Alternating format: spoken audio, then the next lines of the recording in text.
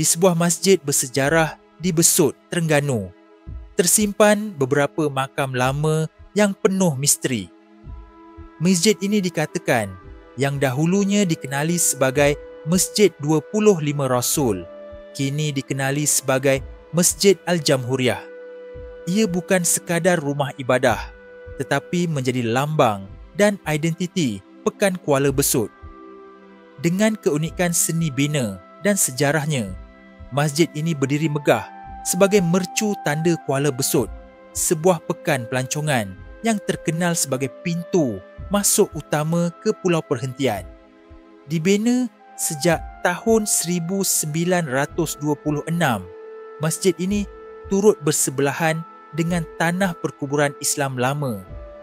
Menambah lagi nilai sejarah yang tersimpan di sini.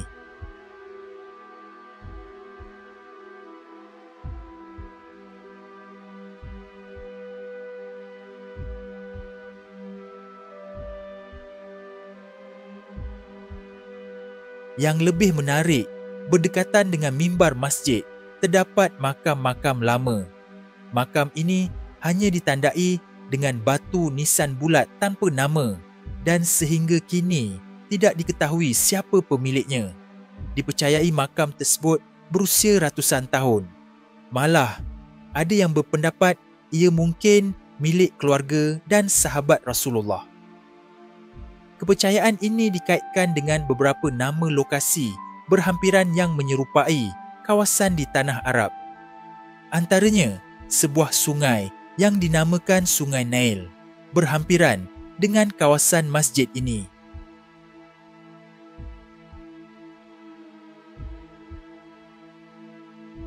Eksplorasi ini cuba membongkar dan merungkai kebenaran di sebalik sejarah dan misteri makam-makam lama yang tersimpan di Masjid Al-Jamhuriyah, Kuala Besut.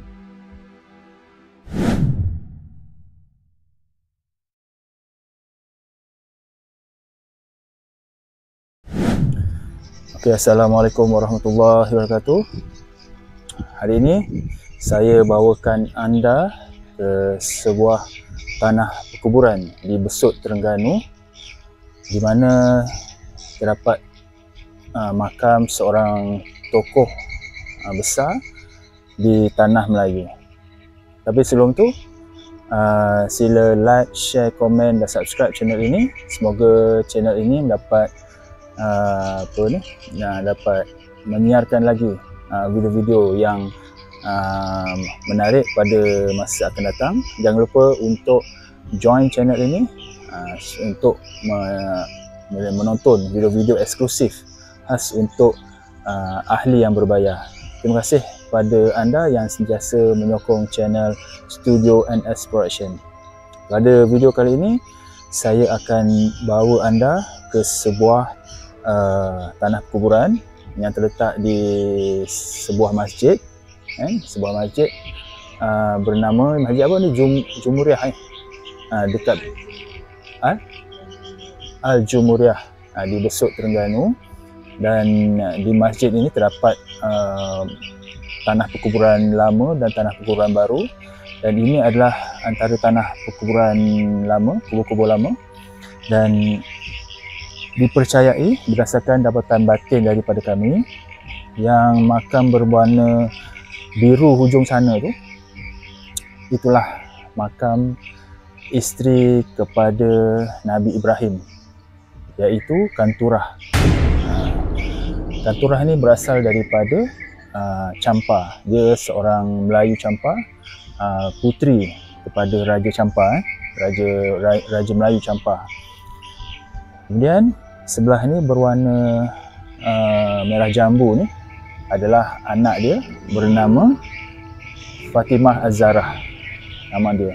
Dalam sejarah mungkin tak ada tulis berkenaan anak-anaknya. Mungkin dia tulis Nabi Ibrahim dengan Kanturah hanya ada anak lelaki saja. Tetapi kita datang sini ada makam anak perempuan kepada Nabi Ibrahim daripada perkahwinan dengan Kanturah. Kemudian yang seterusnya adalah sahabat yang dipercayai oleh Nabi Ibrahim. Yang ini adalah dapatan kami Abu Bakar, ini Osman, dan satu lagi Syekh Abdul Jalani je. Syekh Abdul Jalani. Jadi dipercayai sahabat lah, ataupun orang kepercayaan Nabi Ibrahim yang ketiga ni. Jadi dapatan ini mungkin dapatan yang agak besar lah, satu kenyataan, satu dapatan yang besar lah, yang meliputi bangsa Melayu dengan Nabi Ibrahim, Nabi yang moyang kepada Rasulullah. Jadi perjalanan mereka ke kawasan ini adalah berundur daripada serangan tentera Cina yang menyerang Champa satu ketika dulu, dan mereka berundur ke kawasan Terengganu, di Besut Terengganu.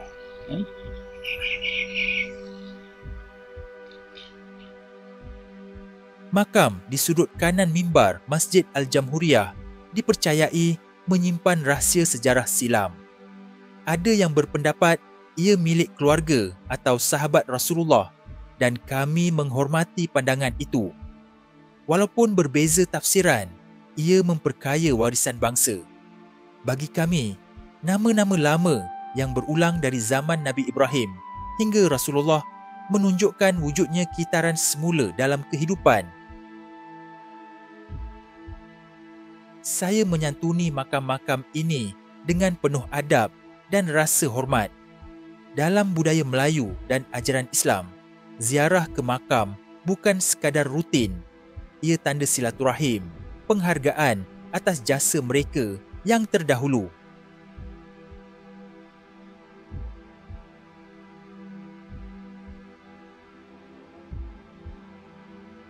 Kita datang bukan untuk meneka siapa mereka semata-mata, tetapi untuk mendoakan dan mengenang jasa yang mungkin telah membentuk sejarah tempat ini. Kedudukan makam yang berpagar batu dan terletak dalam kawasan masjid berdekatan dengan mimbar menjadi petunjuk bahawa makam ini bukan milik golongan biasa. Ia tanda individu yang pernah memainkan peranan penting dalam pembentukan komuniti di Kuala Besut. Di luar kawasan masjid terbentang tanah perkuburan Islam yang luas. Ada makam yang sudah ditelan masa, ada yang masih utuh. Menandakan kawasan ini telah lama menjadi tempat persemadian umat Islam sejak berabad lamanya.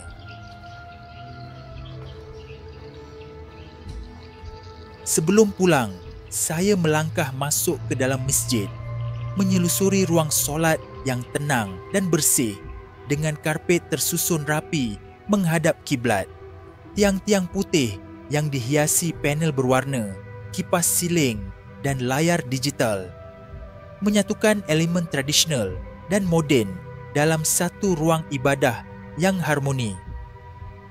Masjid ini bukan sekadar tempat solat, tetapi lambang warisan dan identiti Kuala Besut. Dari makam yang misteri hingga seni bina yang memukau, semuanya menyimpan cerita yang belum habis dituturkan. Eksplorasi ini membuka mata kita tentang pentingnya menjaga warisan. Saya menyeru kepada anda semua, jika berkesempatan, ziarahlah ke Masjid Al-Jamhuriyah dan makam-makam ini, bukan untuk mencari jawapan, tetapi untuk menyambung silaturahim dengan sejarah dan mendoakan mereka yang telah pergi agar kita tidak lupa dari mana kita datang. Dalam perjalanan eksplorasi kami, sempat singgah ke sebuah kampung yang diberi nama Kampung Nail. Menariknya, tidak jauh dari Masjid Al-Jamhuriyah, terdapat sebatang sungai yang juga dinamakan Sungai Nail, nama yang sama di tanah Arab seolah-olah menyimpan kaitan sejarah yang belum terungkap. Kami menyusuri jalan kampung Nail, melalui kawasan rumah-rumah nelayan yang sederhana. Di sepanjang laluan, kelihatan jaring-jaring ikan yang dijemur, menandakan kehidupan yang bergantung pada hasil laut dan sungai. Perjalanan membawa kami ke sebuah jambatan kecil di hujung kampung nelayan, tenang dan damai suasananya. Sungai Nail ini yang mengalir di Besut, Terengganu, menjadi tempat longgokan bot-bot lama. Ada yang rosak, ada yang tidak digunakan lagi. Seolah-olah sungai ini menyimpan memori tentang zaman kegemilangan nelayan dahulu, dan mungkin juga tentang sesuatu yang lebih jauh dari sekadar kehidupan harian. Nama Nail itu sendiri mengundang persoalan. Adakah ia sekadar nama tempat atau ada kaitan dengan sejarah yang lebih besar? Sesetengah orang berpendapat, mungkin kisah Rasulullah tidak hanya berlaku di Mekah, tetapi juga di tempat seperti Besut, Terengganu. Wallahu alam. Kita tidak tahu dengan pasti, tetapi nama-nama seperti ini membuka ruang untuk kita berfikir dan menyelusuri sejarah dari sudut yang berbeza.